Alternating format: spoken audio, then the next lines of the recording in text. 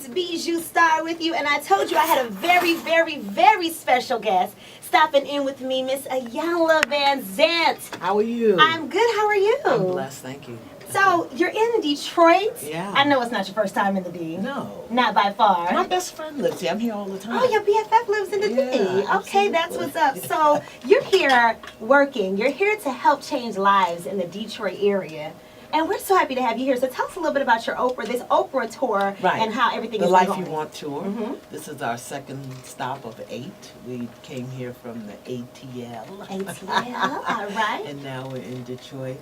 And so we're here Friday, today and tomorrow.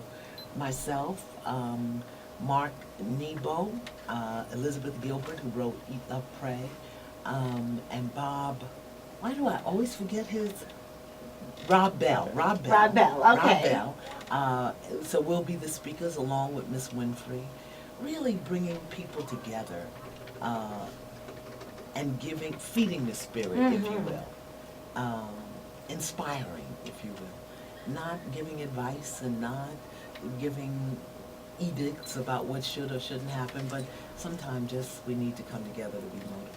Yes, and especially the city of Detroit, you know, that is Yes. going through so much. We've just been enduring a lot, and it's a city of fighters. Yeah. We make it through. Yeah, well, we want to leave some new tools for the battle. I know that's right. Tools for the battle. For the battle. So you're such an inspiring woman, and I admire your work so much. And I know you came in. You said this is a hip hop station, R&B. It's hip hop, but we know it's Iyanla. I know hip hop because I have grandchildren. Yes. So I know Nas and Nelly and Common. Okay. Listen, my theme song is Eminem. You only get one shot. I Do know that's not right. miss your chance to blow. I know that's right. Opportunity comes once in a lifetime. Hello, M. All Shout out to right. the G with that one. But, speaking of that, you've worked with, stars in the hip-hop arena. And, how is that? Your show, Iyanla Fix My Life, it's on Saturdays, correct? Saturday night, 9 p.m. And you just started the third season. Third season. So, working with, you've worked with all type of people, I'm sure, but working with people in the hip-hop community, how do you see, it's a lot of pain there, I see, especially people I see you work with DMX. How is it working with them? They're people with problems. Their problem isn't more severe or less severe because they're public people. So whether it was DMX or whether it was Maya Campbell from In the House or Selena Johnson from the R&B Divas, right. They're people. And one of the reasons that I did public people was because I want the world, the viewership to understand that just because you may have found your career or found your purpose or in a certain place in life doesn't make you immune. It didn't make me immune. It doesn't make anybody immune. We all are in the same boat. We're just using different paddles.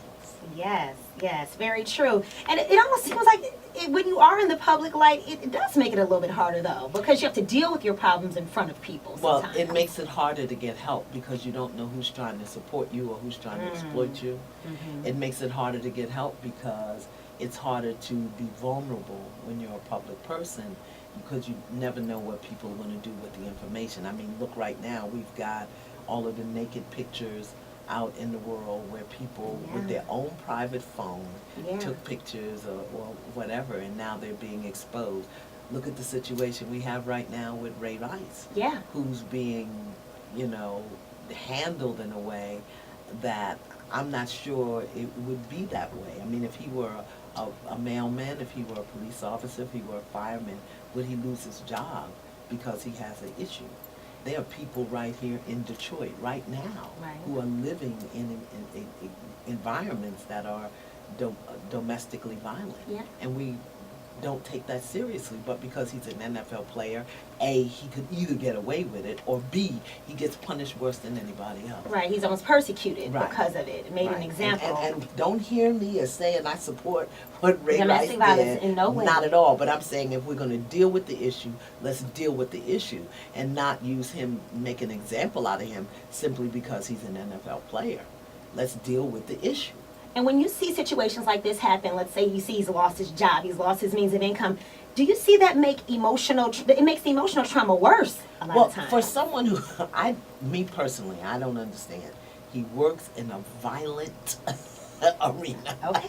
He is paid well to engage in acceptable violence. Yeah. I don't know what training is or what support is, counseling is for NFL players. How do they turn off work and home? Yeah. Because the corporate executive brings work home. The postman brings work home. The mechanic brings work home. I take work home. You understand? Yeah, I understand. So how does he turn off? What has been that training, that support? So to pay him so well to be engaged in acceptable violence with no training or support on how to turn it off, and then when he doesn't turn it off, to persecute him. I just, it's just a wonderment to me. It's just a wonderment. And like you said, and if there isn't any real emotional, help there and people helping in those type of situations, Iyanla, I think that may be a whole new thing you need to be doing. Okay? Well, work with these athletes. Well, I would love to. I would love to, but because they're public people, they're not always open to be vulnerable to share. This is what I know to be true.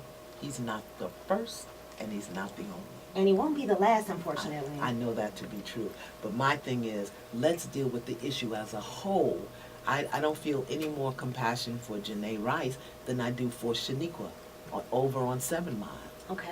or Who's Bobby dealing with that? or Barbara over on Greenlawn. See, I know streets in Detroit too. I see you jumping there. Because it's an issue that we haven't always taken seriously. That's very deep what you're saying right there.